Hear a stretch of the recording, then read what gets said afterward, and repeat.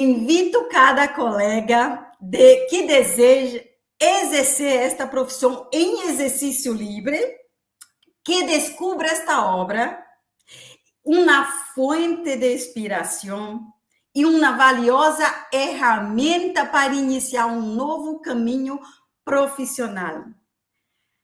Por lo tanto, sigamos crendo em nossa potência. Sigamos escrevendo nossas narrativas e sigamos transformando realidades para uma sociedade mais justa e igualitária. Esto que quero deixar muito, esta mensagem, muitas graças. Eu quero falar muito, falando, pero estou um pouquinho adaptando com o espanhol ou português. Então, tenham paciência para entender o que eu... Mas vamos, creio que o entendimento é que este livro é muito importante para vosotros. Então, deste momento, quero agora apresentar nossa coautora do livro Trabalho Social e Exercício Livre, distintas experiências aí em distintos países, Espanha, Chile, Brasil e Peru. E agora quero apresentar Maria Antonieta de Chile, uma das coautoras deste livro. Muitas graças a Maria Antonieta, quere para sus palabras. Muchas gracias, Angelina. No sé si me escuchan bien. ¿Se escucha bien? Ay, perfecto, muy bien. Qué maravillosa la tecnología. Está Angelina en España, está Alicia en Perú y yo desde Chile. Ni me lo habría soñado. Y les voy a contar por qué. El ejercicio libre de la profesión no es algo que apareció de la noche a la mañana, no es algo en lo que yo dije, mira, ahora voy a hacer ejercicio libre de la profesión. La verdad es que cuando yo entré a estudiar a la universidad, hace muchos años atrás, en el que el ejercicio libre de la profesión ni siquiera estaba en el pensamiento siquiera de un profesional, pensé, ¿por qué nosotros como trabajadoras sociales no podíamos hacer un ejercicio libre de la profesión como lo hacía un abogado, cómo lo podía hacer un contador, cómo podría hacerlo un ingeniero, en fin? Entonces, cuando en algún minuto hablé de eso, les contaré que casi fue como haber faltado a la honra de alguien, como haber sido grosera, haber sido una persona poco profesional. ¿Por qué? Porque siempre se pensó que un trabajador social no podía recibir ingresos si no eran de la institución donde estaba prestando servicios, porque finalmente, ¿quién le compraba los servicios al trabajador social? Las personas a las que atendíamos, nuestros focos de intervención. Claro, era complejo, porque pensar, ¿cierto?, que una persona que recurría a nosotros porque estaba en una condición de vulnerabilidad económica, social, emocional, le íbamos a cobrar. Entonces, obviamente, aparece allí el primer sesgo. Me alegra mucho contarles que el año pasado, en el segundo Congreso Internacional de ATSEL, que es la Asociación de Trabajadores en Ejercicio Libre de la Profesión en España, me encontré con Angelina y me encontré con Alicia. En nuestras conversaciones de lo que es el trabajo social en Latinoamérica y lo que es en España, dijimos, oye, sería muy interesante escribir un libro, contar la experiencia, porque así como yo tenía esa experiencia detrás, de hace muchos años atrás, en que el ejercicio libre era algo no probable ni posible siquiera para un trabajador social, ¿cuántos más habrían pensando lo mismo? A pesar de que hemos evolucionado, a pesar de que el mundo ha cambiado, que todo esto de la tecnología y un montón de otros apoyos existen hoy día disponibles, hay en muchas partes todavía pensamiento de que no podemos ejercer libremente como profesión. Y nace este libro. Vienen las invitaciones a los colegas españoles y nos unimos en esta obra que verdaderamente para mí es muy significativa desde todos los puntos de vista. Primero, 3 latinas en Europa, pensando en que podíamos tener un libro de ejercicio libre de la profesión. Segundo, yo diría que la bondad de poder compartir lo que hacemos, porque también eso caracteriza a muchas profesiones. Oh, y ojalá que no se sepa mucho, porque si hay más gente, me van a quitar el mercado, ¿verdad? Bien, Sí. eso no ha sucedido, porque al contrario, hemos pensado que efectivamente podemos ser un aporte, no solo para nosotros individualmente como profesionales, sino que para quienes están iniciando, quienes están estudiando trabajo social. Cuando yo estudiaba en aquel tiempo, las únicas opciones era ser empleada por una institución y no tener otra posibilidad. Entonces, egresabas, te titulabas y empezabas a enviar tus antecedentes curriculares para ser contratada. Y esperabas en tu casa, tranquilamente, a que alguien alguna vez se dignara en poder darte la oportunidad de una entrevista y lograr conseguir el trabajo. Entonces, yo veía que era muy injusto eso, porque siendo profesionales de haber estudiado muchos años, tener mucho conocimiento desde la profesión y desde otras disciplinas también, porque, digamos, convengamos que trabajo social no es solo trabajo social puro, sino que cuando estudiamos sociología, estudiamos psicología, hasta en algún momento contabilidad incluso. Nadie nos enseñó a montar una empresa, por ejemplo. Nadie nos dijo que podíamos hacer ejercicio libre de nuestra profesión y cómo enfrentar los desafíos del ejercicio libre, cómo conversar con otros que estaban en el mismo sentido, pensando, quiero ejercer libremente, pero ¿quién me puede ayudar a dar los primeros pasos? Bueno, todo eso inspiró este libro y todo eso también nos permite el día de hoy tenerlo aquí para poder contarles que sí se puede, que sí lo podemos hacer y que en contra de todo lo que se pueda decir, el ejercicio libre existe, está y está hecho para que nosotros definitivamente tengamos un lugar de empleabilidad y seamos autónomos. Como decía Angelina, no está reñido con la ética, porque hay algo que rige en nuestra profesión y es la ética profesional. Piensen ustedes que nuestro primer precepto ético tiene que ver con guardar el secreto profesional, ser bajo esas condiciones garantes de seguridad, tranquilidad y, por supuesto, esta fortaleza que le podemos dar a nuestras personas con las que trabajamos. Porque finalmente ellos abren su corazón, abren su espacio, abren todas las situaciones familiares, emocionales, individuales, etcétera, a nosotros. Cuando abre la puerta a alguien, cuando vamos a hacer una visita domiciliaria y nos abre la puerta a alguien que nos ha necesitado principalmente por el tema social, abre su corazón, abre su vida, abre su casa, abre su despensa, abre su historia. ¿Y por qué es tan fácil que las personas cuenten su historia? Porque detrás nuestro hay una ética profesional. Entonces, esa ética profesional no la vamos a transgredir con nada, absolutamente con nada, seamos autónomos o seamos dependientes como trabajadores sociales. Por lo tanto, eso que estaba cuestionado como ética propiamente tal, tenemos que decirle que aquí se resguarda, pero a cabalidad, porque además es un compromiso profesional y es un compromiso con la sociedad el que nosotros cumplamos éticamente con esto. Desde mi capítulo, yo les cuento un poco una de los ámbitos de intervención que tengo. Sin embargo, tengo más. Yo estoy hablando ahora del peritaje sociolaboral. Este peritaje sociolaboral es solicitado por las comisiones médicas en mi país para poder ser una voz más desde la persona que presenta alguna incapacidad y que pueda estar solicitando una pensión de invalidez. Antes las comisiones médicas funcionaban, los médicos y veían a la persona biológicamente.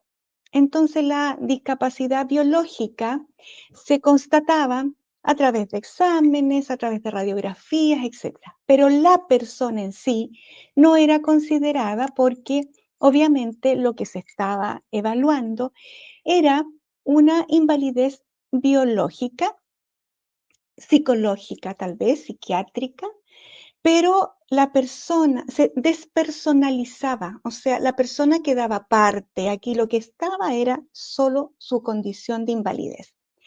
Entonces, afortunadamente en mi país, desde la comisión médica dijeron, vamos a integrar 2 profesionales más. Uno es el profesional psicólogo y otro es el profesional trabajador social. Para poder acceder a ser perito sociolaboral de la Superintendencia de Pensiones, tal como decía Angelina, uno tiene que calificar para ello y la calificación como profesional idóneo la hace la Comisión Médica de la Superintendencia de Pensiones en Chile. Significa que nosotros estamos acreditados para hacer eso. Con esta acreditación nos permite poner la voz de la situación que vive la persona en condición de discapacidad. Vale decir, ahí les comento algo en el libro. Una situación de invalidez, si bien es cierto, deja a la persona en condiciones diferentes en la sociedad. Pero esa persona tiene una familia, vive en una comunidad, trabaja y ha tenido que dejar de trabajar y tiene un contexto de red social que se ha disminuido, deteriorado y vulnerado con la condición de discapacidad. Y es ahí donde estamos nosotros para poder poner en valor esa condición y que la comisión médica no solo vea lo biológico, sino que también vea el entorno social, cómo desempeña las actividades de la vida diaria esa persona, pero también cómo está participando comunitariamente y cómo está influyendo esta condición en su familia. Todo esto también es invalidante.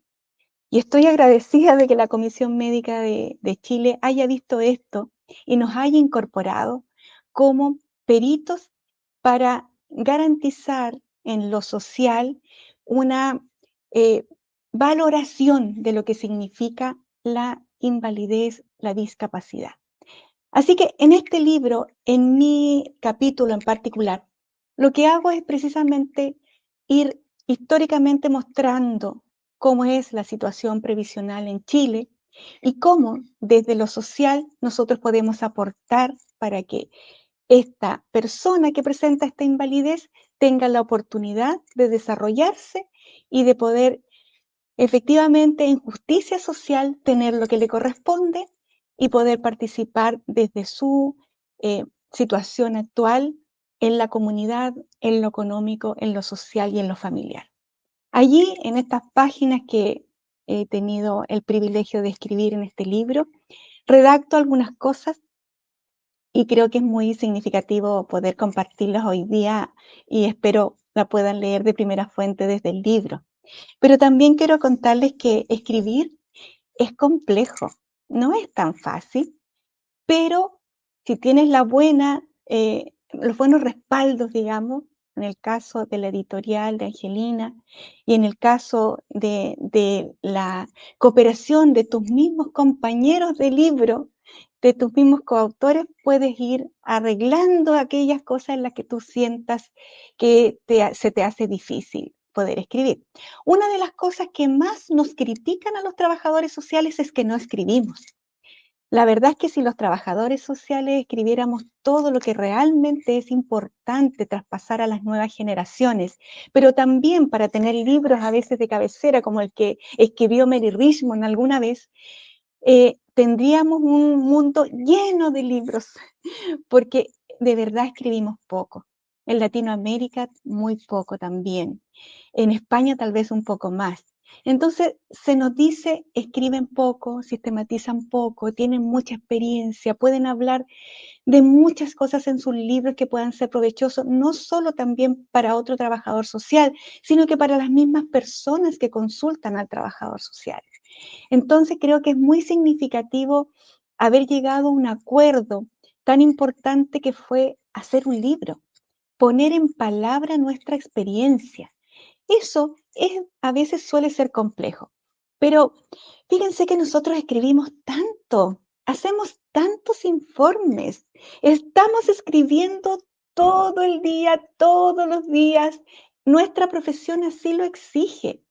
Entonces, cuando pensamos en escribir un libro, la verdad es que después se hizo muy fácil, porque finalmente es la pluma, es como nuestra espada, es nuestro pincel, creando obras. La pluma, el lápiz, ¿cierto? Es la herramienta que tenemos todos los días en nuestras manos y todos los días estamos escribiendo y hablamos por nuestra pluma. Entonces, yo quiero invitarles primero a que quienes están acá y son trabajadores sociales, que se atrevan a escribir. Además, ¿saben qué? Yo creo que una actividad terapéutica. Sí. ¿Por qué? Porque entras en ti, analizas tu trayectoria, ves lo que has hecho, cómo has impactado y cómo has influido en otras personas, y eso lo transformas en un relato, que es un relato profesional, es un relato científico, pero también es un relato del alma. Tú dejas parte de ti ahí. En esas páginas hay parte de cada uno de nosotros, de cada uno de los coautores, porque finalmente lo que estás haciendo es entregar tu experiencia traducido en una escritura. Entonces también es terapéutico porque yo tengo que entrar en mí, en mis recuerdos, en lo que hago, en cómo lo hago. Me permite revisar mis acciones, me permite revisar el impacto que he logrado con mi intervención desde lo profesional. Entonces, tiene para mí múltiples beneficios. Y si además esto lo podemos compartir con más colegas, con más trabajadoras sociales y trabajadores sociales, y con ello aportamos, y con las futuras generaciones aportamos a generar sistematización de nuestras prácticas profesionales y con ello aprender los unos de los otros, creo que ya el círculo es perfecto. Estoy muy contenta, estoy muy feliz y orgullosa de formar parte de esta obra. Es la primera obra colectiva en ejercicio libre de la profesión. Es inspiradora, como decía Angelina. ¿Y por qué es inspiradora? Cuando tú sales del trabajo social, de estudiar, recibes tu título y dices, ¿qué hago ahora? Bien, si alguien no te ha llamado y no te ha contratado una institución, te sugiero que leas este libro y vas a encontrar una cantidad de inspiración y un montón de otras aristas que a lo mejor en este no están, pero que yo creo que en los siguientes volúmenes sí van a estar. Y en cada espacio, como algún colega dijo alguna vez, hay un trabajador social. Y en todos los aspectos de la vida, nosotros tenemos algo que decir. Y si eso lo hacemos desde el ejercicio libre de la profesión, con nuestra ética, con nuestras metodologías, con la teoría que nos sustenta y con nuestro profesionalismo, mucho mejor todavía. Si miramos en nuestro entorno, nos vamos a encontrar y nos vamos a dar cuenta que trabajo social hay en todas partes y que el que no tenga hoy día un trabajo en una institución puede de todas maneras armar su trabajo desde el ejercicio libre de la profesión.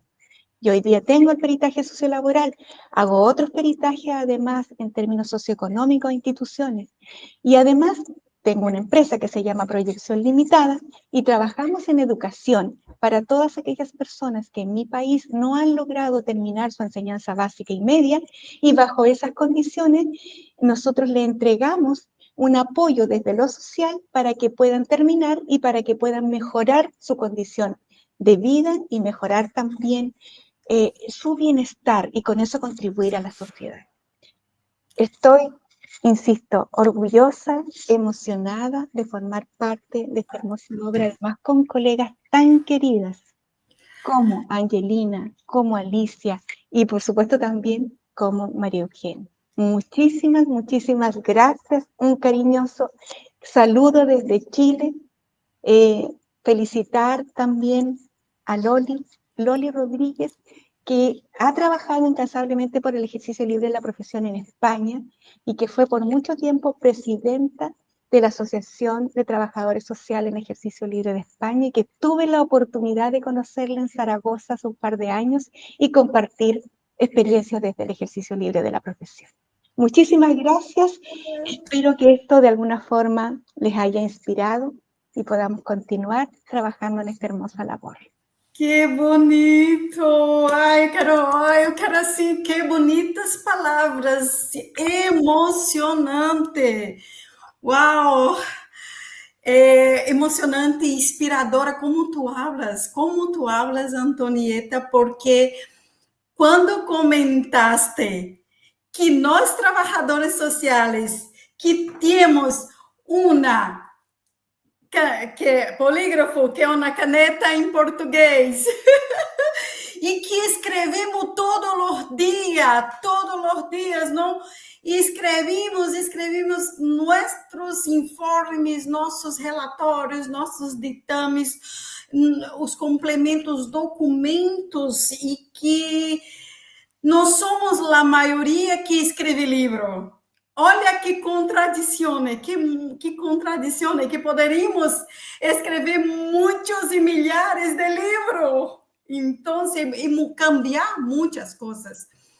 Que bonitas palavras, emocionante, que essa inspiração, e tu és uma inspiração, Carol, ou Antonieta, uma inspiração. E muitas graças por pôr à disposição também do capítulo, e muitas graças por estar com nós outras aqui nesta obra coletiva. E eu estou agradecida muito o nosso momento de começar esta obra, que nossa inspiração foi nossas inspirações e nosso encontro em Zaragoza. Muitas graças, muitas graças. E agora quero passar a palavra para Alicia de Peru, nossa coautora Alicia Aguirre de Peru. Está contigo, Alicia. Muchas gracias, Angelina. Muchas gracias, María Antonieta. Bienvenida, Eugenia. Para mí es un honor poder compartir con ustedes esta transmisión de esta presentación internacional del primer libro sobre trabajo social en el ejercicio libre. Y como publicaba hace unos días Axel en su página, es un libro que debimos haber leído antes de emprender, y que todas las personas, trabajadores sociales en el mundo que puedan tener acceso a este ejemplar puedan emprender exitosamente. Como lo dijo Angelina, mi nombre es Alicia Aguirre, soy trabajadora social peruana, y quiero compartir hoy día la visión que tiene el capítulo que pude yo desarrollar sobre trabajo social comunitario desde el ejercicio libre de la profesión, lo cual yo veo como una gran oportunidad de poder ver los problemas sociales más resaltantes en nuestra zona de gestión, y poder generar una empresa o un servicio como independiente que genere un impacto positivo a la sociedad, a lo cual en mi libro yo le he nombrado una empresa con sentido o una empresa social, ¿no? Asimismo, esta empresa con sentido, esta empresa social va acompañada de otros factores, como por ejemplo lo que corresponde a la ética profesional y además a la normativa legal. Nosotros podemos emprender de diferentes formas en nuestro día a día, se le llama ahora los famosos emprendedores, pero emprender como trabajador social tiene una responsabilidad mayor, porque no solamente va acompañada de las normas civiles, de derechos corporativos, sino también va acompañada de una ética deontológica, que es lo que nos diferencia a nosotros, los profesionales, de una persona común y silvestre. ¿Y qué es el ejercicio libre de la profesión desde la autonomía? En el Perú, para nosotros, esto está respaldado por la última norma actualizada, la 31523 del 2022, donde brinda la opción al trabajador social de que puede ejercer su profesión como una práctica profesional válida y regulada de manera independiente. De esta manera, el Perú se encuentra posicionando dentro de muchos países en que le da esta autonomía al trabajo social para que pueda trabajar con libertad, para que pueda trabajar o ejercer la profesión y sobre todo recalca en esta última modificación que sí se reconoce a este trabajo social como una modalidad de ejercicio profesional. Asimismo, en este capítulo puedo dar un poco, estoy dando un alcance acerca del Código Deontológico Peruano, el cual está respaldado por 4 ejes bastante importantes, como la integridad, la empatía, como el respeto a la dignidad humana, y compartido también con el Código Deontológico chileno que nos mostró hace un momento María Antonieta, que habla sobre el compromiso con la verdad y el resguardo profesional de la información que nosotros tenemos. El ámbito de estos valores deontológicos o el código, ¿no? Garantiza que el ejercicio libre de la profesión sea llevado a cabo con bastante responsabilidad y sobre todo con bastante profesionalismo. Llevar un emprendimiento en el ejercicio de una profesión requiere de este término que muchas veces olvidamos. A veces se trabaja de una manera bastante inadecuada. Tenemos en el Perú algunas demandas, algunos profesionales. Incluso tuve la oportunidad de poder ver un documental donde en Estados Unidos trabajadores sociales del ejercicio de la profesión que estaban trabajando para una entidad independiente que daba servicios a niños en resguardo en estado de vulnerabilidad, estaban siendo condenados a una cantidad bastante alta de años de prisión por no trabajar con profesionalismo, por hacer, por ejemplo, una visita domiciliaria fantasma, por hacer un informe social sin ningún respaldo informativo o por no acudir a un llamado de una persona en vulnerabilidad en su oportunidad.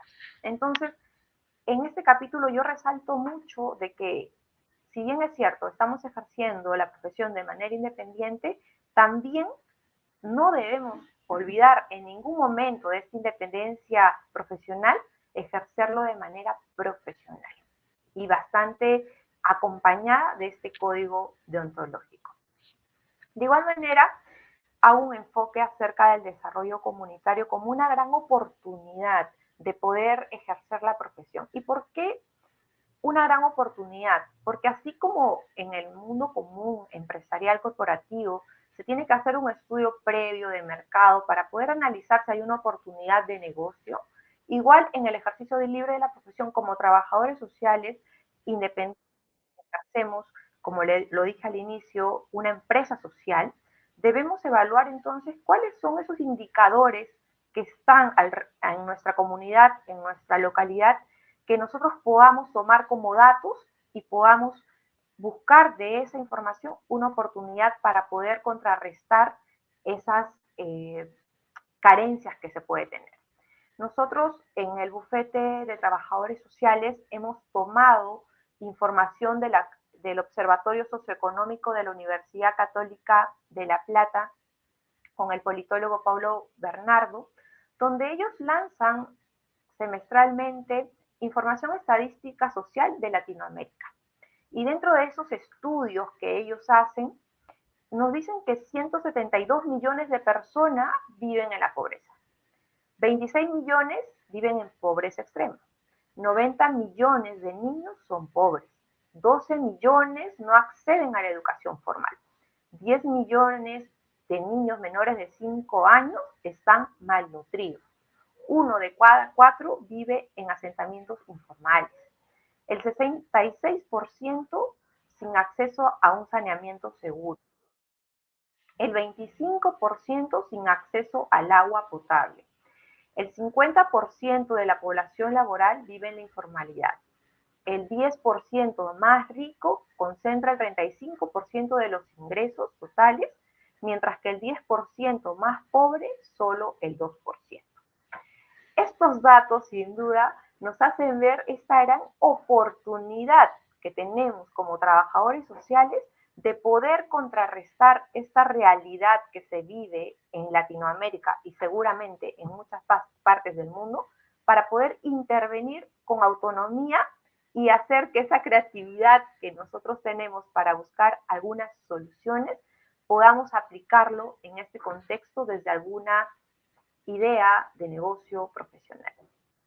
Y para esto, en este capítulo yo narro acerca de mi bufete de trabajadores sociales, que partió más o menos en el 2016 cuando aún era estudiante de trabajo social, se llamaba Servicios Sociales Integrales, y poco a poco luego le cambié Servicios Sociales, ¿no? Y así hasta que llegó Bufete de Trabajadores Sociales.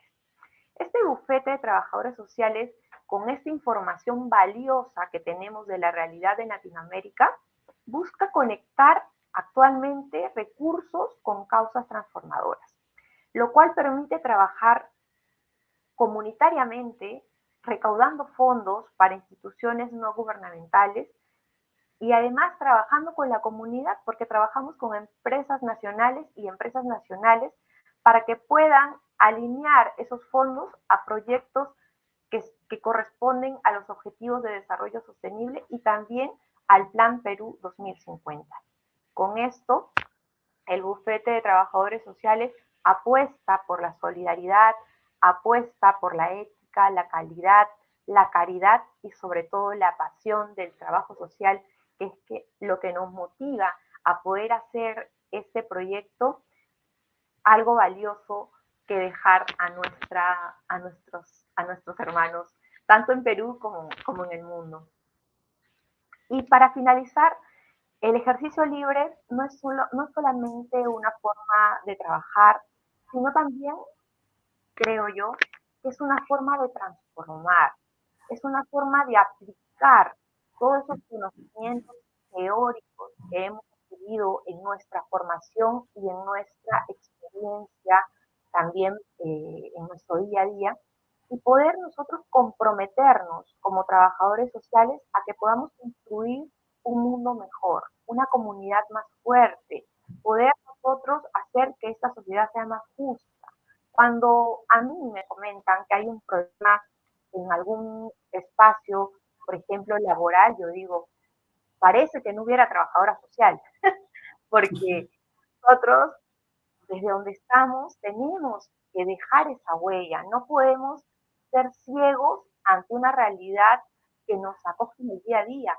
Es increíble ver que esta unión de coautores, si hacemos un estudio más profundo de lo que estamos generando, es que estamos reduciendo la pobreza, estamos aumentando los indicadores de educación. Desde Chile, en España, no están obligados a tener trabajadores sociales en sus corporativas como acá en Perú, pero sin embargo, ellos ya están más adelantados y están llegando a las empresas, a corporaciones como IKEA, por ejemplo, y también desde el ejercicio libre, Loli, por ejemplo, ha dejado una barrera bastante alta en Excel para poder llegar también a Latinoamérica. Entonces nosotros desde Perú estamos bastante motivados con este respaldo legal, con esta oportunidad de compartir de manera internacional con grandes personas y sobre todo estamos queriendo que los peruanos puedan no solamente tener esa libertad, sino que puedan ver desde este libro cómo lo está haciendo el mundo, cómo lo están haciendo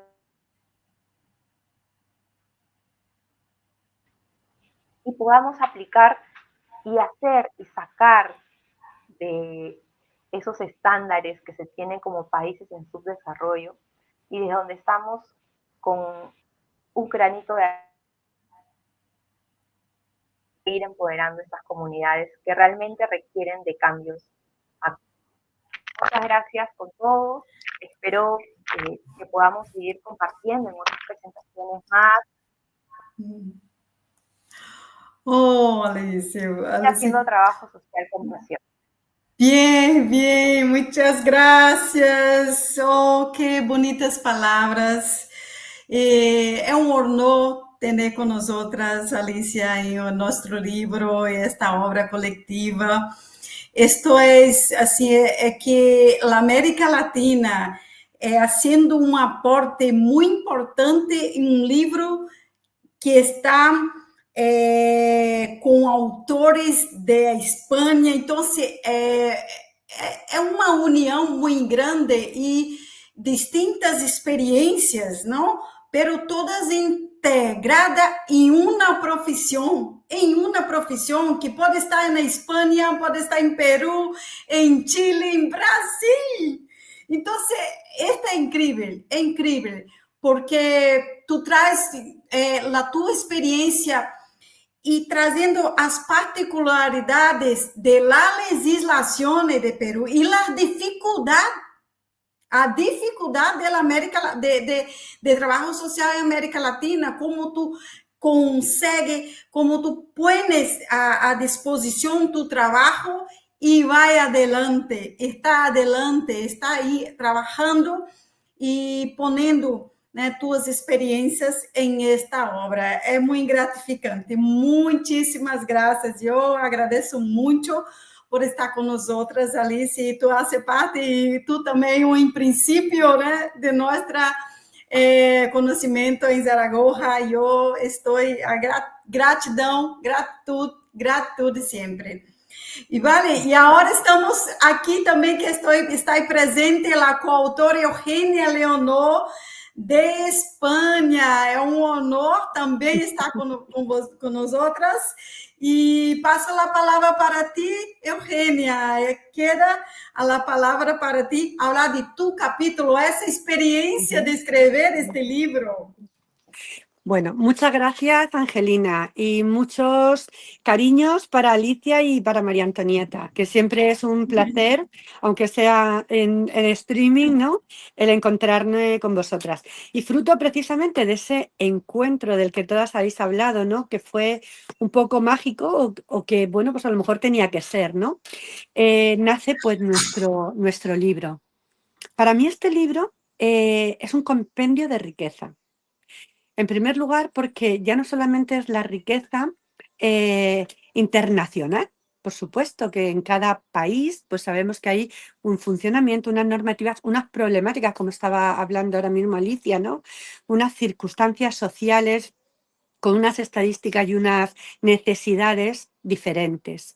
Pero por encima de todo esto, de los países, de las situaciones políticas y las situaciones socioeconómicas, ¿no?, está la profesión nuestra, ¿no? Esta profesión que realmente creo que todos los que hemos sido coautores aquí amamos nuestra profesión. Y todos además tenemos, creo, una capacitación. El otro día lo hablaba con mis alumnos, ¿no?, en la universidad, y les decía, mirad, este libro es un lujo ahora mismo. Es un lujo porque podéis tener una referencia de las distintas formas de intervención, no solo en los ámbitos, sino desde lo que cada uno de nosotros hemos sido capaces de desarrollar con la misma base, el trabajo social. Pero cada una es como el mismo tronco, que sería la profesión, y cada una hemos ramificado de alguna manera diferente, ¿no? Para mí ahí está la riqueza de este libro. Bueno, pues contar un poco que mi coautoría en el libro la he centrado en algo en lo que llevo 20 años trabajando y que surgió en mi vida, bueno, pues de una manera a raíz de ámbitos personales que tocaron la fibra, ¿no?, y que precisamente por la profesión que tenemos quise empezar a desarrollar. Y para eso, bueno, pues empecé a formarme, ¿no? Empecé a formarme en algo que en nuestra carrera o en nuestros contenidos de los grados universitarios no está. Prácticamente realmente es que no hay ningún grado universitario en España que forme en el ámbito de las pérdidas y del duelo, ¿vale? Fijaros que hablaros de un nuevo yacimiento de empleo sería como redundante o triste, ¿no?, porque sería como un nuevo yacimiento de empleo como es el ámbito de las pérdidas humanas, de algo tan antiguo como es la pérdida, que está bien inherente al ser humano desde tiempos, yo creo que prácticamente desde el origen de la humanidad. ¿Quién no ha tenido pérdidas? Pues han tenido pérdidas todos los seres humanos desde el momento en que existe la historia del ser humano. Entonces, por eso para mí fue algo como mucho más interesante todavía, ¿no? Bueno, pues el capítulo que yo desarrollo es el capítulo 11 y se llama El peritaje social ante pérdidas vitales, es decir, ante situaciones de duelo. Pero fijaros también que hay una cosa interesante que me parece importante de reseñar, y es que, ¿por qué esto unido al ejercicio libre? Bueno, realmente en España no se hacen peritajes sociales desde la administración pública, no se hacen desde el ejercicio libre, ¿vale? Entonces, también haciendo referencia al capítulo de Loli, que es muy interesante, ¿no? Bueno, no se trata de pluriempleo, sino que se trata de pluriactividad. La pluriactividad es cuando podemos realizar distintas actividades y no importa desde qué foco. Puede ser la administración pública, pero en este caso no. La administración pública todavía, por lo menos en España, no se ha interesado, ¿vale?, por tener profesionales del trabajo social especializados en el ámbito del duelo que puedan prestar este servicio. Por tanto, yo lo he tenido que desarrollar desde el ámbito del ejercicio libre. Bueno, ¿en qué consiste el capítulo que yo desarrollo? Pues en primer lugar, pongo en valor cómo los trabajadores sociales podemos hacer los peritajes sociales cuando una persona o una familia sufre una pérdida. Las pérdidas, como bien sabéis, pueden deberse o bien a una pérdida definitiva, como sería el fallecimiento de un miembro de la familia, un miembro importante del entorno en el que la persona se mueve. Incluso podríamos hacer o valorar cómo la pérdida de un trabajador, si hablamos de empresa, ¿no?, como por ejemplo Ana Hernández, que trabaja para las empresas, como en una empresa en la que una persona que tiene un vínculo relevante con sus trabajadores, con los compañeros, fallece y también hay un duelo en el ámbito laboral, ¿no? Pero principalmente las valoraciones de peritaje que yo he realizado han sido de pérdidas vitales que ocurren en el seno de una familia, de una unidad familiar.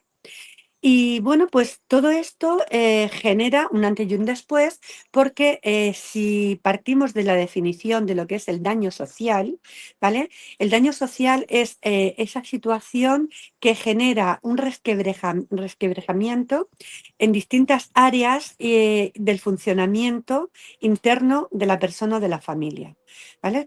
Entonces, cuando estamos hablando de las pérdidas que afectan al ser humano, también podríamos valorar, por ejemplo, el significado de la pérdida ante una separación o divorcio. Es decir, cómo en una pareja, en un matrimonio, en el momento en que hay una separación, ya hay una separación, hay una disgregación de hogares, si hay menores, hay una disgregación, hay una separación de situaciones económicas, cambia todo el perfil económico de esa familia, de todas las cosas a las que a lo mejor podían hacer frente de forma conjunta y ahora de forma individual tienen que hacer un afrontamiento diferente. Es decir, hablar de pérdidas se pueden dar en muchas circunstancias. Yo me he centrado en las pérdidas por duelo, es decir, por la muerte de un ser querido. De hecho, en el capítulo empiezo haciendo una reseña general de lo que significa una pérdida para el ser humano. Y es que es cierto que cuando las personas tenemos que asistir a una pérdida, en primer lugar, las pérdidas no son algo que podamos prevenir. No estamos preparados, en primer lugar, no estamos preparados porque en nuestra sociedad no existe una cultura de preparación, porque la muerte sigue siendo un tabú, porque los medios de comunicación siguen colaborando y cooperando en que la muerte sea un tabú. Y a nivel profesional, la muerte se queda muchas veces o bien para el ámbito interno de la familia o bien para el ámbito interno de los hospitales, del ámbito sociosanitario, ¿vale?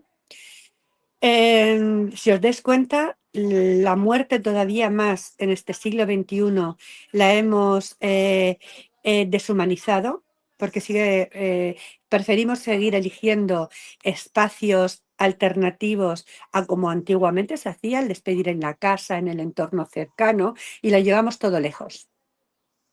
todo lejos. A los sanatorios o incluso las personas todavía tienen miedo de despedir al ser querido. No sabemos todavía qué decirle ni cómo decirle, ¿vale?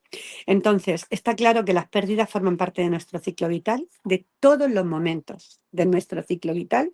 Pérdidas son también la etapa el paso simplemente de la niñez a la adultez y al paso a la tercera edad. Entonces, ni siquiera a veces esto lo tenemos integrado, con más difícil a veces se nos hace el que cuando perdemos de golpe un ser querido podamos dar respuesta. Posteriormente, a lo largo de este capítulo que he tenido el lujo de poder compartir con todos vosotros, ¿vale? Hablo de una serie de procesos, de fase que existen a la hora de tener que afrontar estas situaciones, ¿vale? Y hablo sobre todo, me centro en el ámbito del peritaje. Cuando hablo del ámbito del peritaje, se da una circunstancia importante que surgió en mi vida profesional, y es que en el año 2015 en España se aprobó la Ley 35/2015 de la reforma del sistema para la valoración de daños y perjuicios causados a las personas en accidentes de circulación. Y ahí fue cuando se abre, de repente, para mí, como profesional del trabajo social, una ventana nueva. Una ventana nueva porque por primera vez me requiere un abogado para decirme: necesito de tu apoyo como trabajadora social. Entonces, para mí aquello fue como muy novedoso. Muy novedoso y además me parece muy interesante porque hasta ahora, como bien sabéis, los peritajes relacionados con el ámbito jurídico estaban más bien relacionados con el peritaje forense médico, estaban más bien relacionados con el peritaje psicológico, pero no requerían tanto a los trabajadores sociales. Bien, esta ley abre esa puerta o esa ventana a que se trabaje y se valore el daño social. Es decir, yo concretamente, uno de los muchos casos que he hecho una valoración, hablo de un caso en el que fallece en un accidente de tráfico un miembro de una familia. Pero esto se me ha dado en otras muchas circunstancias. Cuando no ha sido el accidente, el fallecimiento por accidente de circulación, ha sido a lo mejor el que una persona haya tenido una invalidez, una incapacidad física o psicológica debido a un accidente laboral. También es un peritaje. O el que una persona varios miembros de una familia hayan vivido una muerte múltiple en accidente de tráfico. Esto también se ha dado, ¿de acuerdo? Y como para cada miembro tiene una afectación diferente. Es decir, no el mismo tipo de pérdida afecta por igual a todos los miembros. Porque hay una cosa muy importante que destaco en el capítulo, y es el tema del vínculo. Cuando nosotros perdemos algo, perdemos un ser querido, todos hemos establecido un vínculo diferente con nuestro ser querido. Por tanto, de hecho, cuando sabéis que, os pongo un ejemplo, en una unidad familiar fallece la madre, el vínculo que tenía su pareja o esposo, el vínculo que tenía cada uno de sus hijos es diferente. Es diferente. Entonces, se trata de que lleguemos a nivel psicosocial a establecer las necesidades que cada uno de nosotros hemos establecido con la persona fallecida, y además establecer la seguridad que ofrecía la persona que ha perdido esa familia en todos los ámbitos, en el ámbito económico, en el ámbito de la salud mental, porque cada uno de nosotros aportamos algo al equilibrio, a la homeostasis de los miembros de nuestra familia. Lo que esa persona contribuía como el rol que desempeñaba en su situación social, familiar, cómo eran las relaciones de comunicación. Todos no establecemos los mismos vínculos empáticos tampoco, ¿vale? Entonces, poder llegar a valorar todos esos pequeños aspectos son cosas que, por ejemplo, en un juicio, como el caso que expongo en el ejemplo del capítulo, ¿no? Hacen merma en cada uno de los miembros. Y entonces, en base a en el desarrollo, ¿vale? Basándonos, por ejemplo, en el caso que yo he expuesto en este capítulo, hay una cosa que se llaman las indemnizaciones por la muerte. Esta ley valora que puede haber una serie de perjuicios diferentes. Uno es el perjuicio básico personal. que no es el mismo para el cónyuge viudo, para los ascendientes o para los descendientes. Y también existe otra cosa que se puede valorar desde el punto de vista del profesional perito social, que es el perjuicio patrimonial y el perjuicio particular, ¿de acuerdo? Entonces, todo esto viene contemplado en la ley, pero tenemos que, el trabajador social tiene que aterrizarlo, tiene que hacerlo como materializarlo, ¿no? Materializarlo a través de ese daño que ha supuesto para cada uno de los miembros. A mí todo esto me pareció muy interesante y de hecho, bueno, pues surgió el primer caso que fue el fallecimiento de una persona en accidente de tráfico, después llegaron otros casos, como os he comentado, ¿no? De personas que tuvieron accidentes laborales, no fallecieron, pero supuso incluso la merma de esa persona con ideas autolíticas. Es decir, cómo no solamente es para terceras personas un daño, sino como una persona que está integrada en la sociedad, que tiene un rol en su familia, que apoya, que no solo económicamente, sino como persona, como integrante de una estructura, de repente ese daño que ha sufrido hace que decida no querer relacionarse con el entorno, decida pensar que la muerte es lo mejor que le podría pasar y tener intentos autolíticos, el dejar de trabajar, el no tener apatía social, ¿de acuerdo? Todas estas pequeñas cosas que podemos valorar, para mí abrieron un antes y un después. Y creo que esto está muy poco desarrollado. No sé en vuestros países, ¿no? No sé si en Perú y en Chile sí que hay más expertos. Aquí vamos muy poco a poco y yo con este capítulo lo que realmente deseaba era activar el interés de los compañeros profesionales por este nuevo ámbito que creo que hay mucho que trabajar y que además considero que cuantos más peritos sociales podamos indagar y profesionalizarnos en esto, creo que podremos ofrecer mucha más ayuda también a las familias y a las personas que tienen estas vivencias. Muchas gracias, Eugenia. Gracias a vosotras. Que capítulo interesante, que como tú hablas y que no es conocido, que muchos desconocen esta peritaje, este tipo de peritaje. ¿Entiende? Excelente descripción y que va a impactar y que, mira, son muchas muertes y cuántas familias pierden, ¿cómo se hace? Una valorización, por ejemplo, un daño en que puede tener accesión de un beneficio. Mira, es increíble porque esto que está hablando, tantas personas y familias tienen pérdidas, pero no sabes dónde buscar una ayuda y no sabes que nosotros podemos hacer una peritaje que es valorizada en daño y que esta familia podrá se beneficiar de alguna cosa que hace falta. Esto. Sí.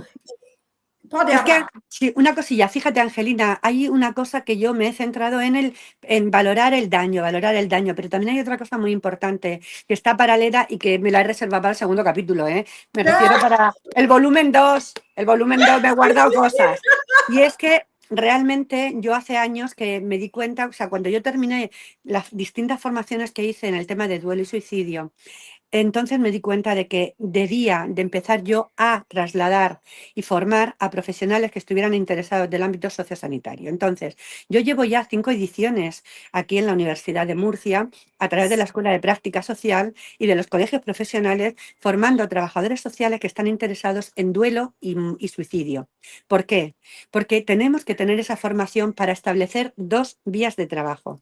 La primera vía, el peritaje social en casos de duelo. La segunda vía, que es para el segundo capítulo, es cómo hacer intervención con las familias en apoyo al duelo, porque es la parte interesante e importante para que ellos puedan seguir adelante, porque se trata no de morir con mi ser querido, sino de seguir viviendo de otra forma. Ese es el segundo volumen que ya puedes empezar a ponerlo marchando. Vale, muchas gracias. Sí, muy valorable. Tus palabras, tus comentarios. É um honor estar com nós outras e estarmos aqui compartilhando. Justamente, se podemos falar aqui horas de coisas que podemos ainda fazer adelante. Já estar aqui, este livro, o que já hacemos agora, pero tem que fazer coisas mais adelante. Então, é um honor e eu estou grata por tudo, por vosotras, pelas participações, por trazer estas experiências e a praxis, que é a teoria baseada em la prática profissional. Isto é importante. Cientificidade que tem comprovações. Está aí as empresas que tem Ana Hernández, a empresa de Maria Jesus, la Sara, ai meu Deus, Sandra, que tem empresas de profissionais como nós outras. Não importa se tu começou como autônomo agora, pero tu tienes uma caminhada, tienes que caminhar, tienes que saber. E nós outros com este livro, com esta obra coletiva, está aqui comprovado isto em momento. E assim, vamos pensar já adelante no segundo volume. Vale. Mira, eu quero agradecer este momento, porque já estão a 1h18, já passaram o momento, pero está bem, está muito valoroso. E assim quedamos. Em outro momento, teremos mais apresentações. Agora só tenho um texto de los coautores, pero temos 15, não? Agora temos 12, 13, 14, 15. Então, tem outros autores para trazer muitas experiências e seus aportes em esta obra. Então, já passamos de horário, pero está muito bem. E quero agradecer este momento com vosotras, as coautores de Chile, Peru. Eu sou do Brasil, pero estou na Espanha. E a Eugênia, que está em Espanha, em Múrcia. Muitas graças. E assim, quero deixar que esta obra, quem está acompanhando, que vai assistir esta live, se pode ter em Espanha este livro em o enlace, o link da editora Direito Social. E para quem está em Peru e em Chile, e também pode depois falar com as coautoras e ter este livro para ser um pedido, fazer aí pedido depois, pero que também temos em enlace que vamos compartilhar da Amazon, que sequer agora imediato, pero lá adiante vamos fazer as vendas em toda a América Latina e vosotros procurar mais informações com as coautoras de Chile e Peru. E vosotras vão ter todas as informações de como ter esta obra. Vale? E aqui na Espanha, com os coautores, também estão fazendo ponências, estão apresentando esta por toda a Espanha. Está em Málaga, está em Múrcia, está em Sevilha. Que bonito, Eugênia. Então, em toda a Espanha, e Logroño, eu agora que estou lembrando que Maria Eugênia está em Logroño, e o Victor Neto em Madrid. Então, toda a Espanha, que bonito isto. Estou muito orgulhosa de vosotros. Então, muitas graças e nos vemos pronto sempre e que tenhamos outras apresentações com outros coautores. Estamos aqui e graças por todo. Gracias. Muchas gracias. Gracias. Vale.